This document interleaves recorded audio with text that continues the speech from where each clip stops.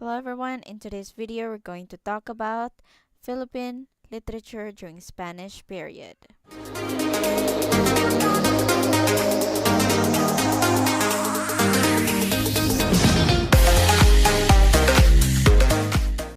Have you ever wondered what happened during the Spanish period? Spanish culture has deeply infiltrated our culture after 3 centuries of colonization. This profound cultural impact is reflected in the transformation of our literature during the Spanish period. With the advent of written literature and the rise of Christian faith during this period, Philippine literature had entered a new phase. The arrival of Spaniards signaled the transition to written literature. Indeed, the native oral tradition was de-emphasized as a new language, and composition mode of literature were introduced. The heroes of the oral epic tradition took a backseat to the story of Christ and his passion. Though local literary traditions managed to survive, the Spanish influence of Philippine literature unfolded over the 3 centuries of colonization. Religious traditions, another cornerstone of the Spanish legacy, were clearly reflected in the literature from the 17th century to the 19th century. The first book printed in the Philippines was the Doctrina Christiana, which was published in 1593. This prayer book had both Spanish and Tagalog texts. In narrative poetry, the Passion was a work that has proven to endure the test of time. To this day, devout Catholics recited the Passion eagerly during the Lenten season. Moreover, this tradition has been preserved in several languages. Religious lyric poems included complementary verses and meditative verses.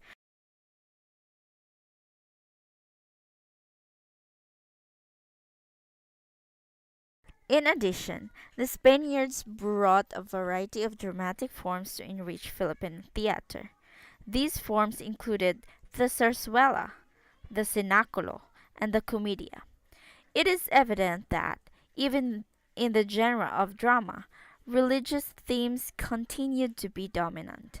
The cenaculo, for one, dramatized the Passion, in that it was a live-action simulation of Christ's passion and death. Even battles between Christians and Muslims, itself long-standing issue, was dramatized in the Moro Moro or Comedia di Capa e Espada. In addition, the Tibag presented the story of Saint Helena's search for the Holy Cross. There was also the proliferation of biographies of saints, prayer books, and religious tales. On the other side of the coin, the tradition of secular literature was also rich during the Spanish colonization. In particular, the rise of the middle class, the European educated illustratus, paved the way for the new literary paradigms. Indeed, as Filipinos became more and more literate in Spanish and Filipino, the diversity of literature spread quite independently from the influence of religious tradition. Another popular secular poetry was the metrical romance, a highly precise and structured poem. Metrical romances include the corrido, written in octosyllabic 4-line stanzas, and the awit, written in dodecasyllabic 4-line stanzas. Balagtas, Florante at Laura is perhaps the most prominent awit of all time, while Ibong Adarna, a corrido, is another staple reading of high school Filipino students up to the present time. Shorter forms of secular poetry came in the form of songs for everyday experiences. Bahay Kubo has become a popular children's song, while Magtanim ay Di Biro and Buat Buat told the tales of common folk.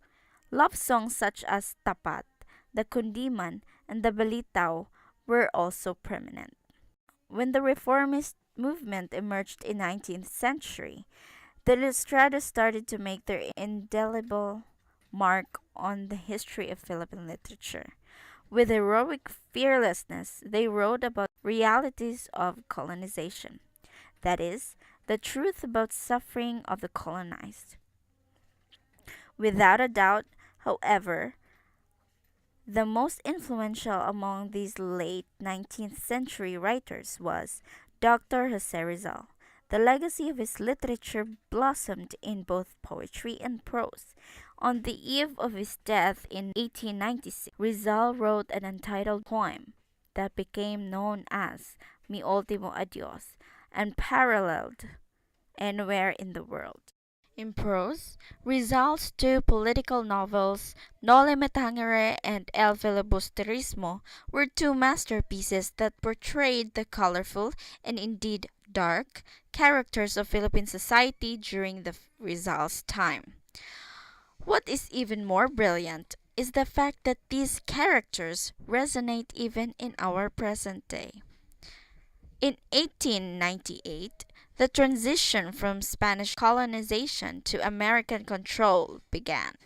Mirroring the rise of the Spanish literary influence was the arrival of a new colonizer that signaled a new chapter in our country's literature.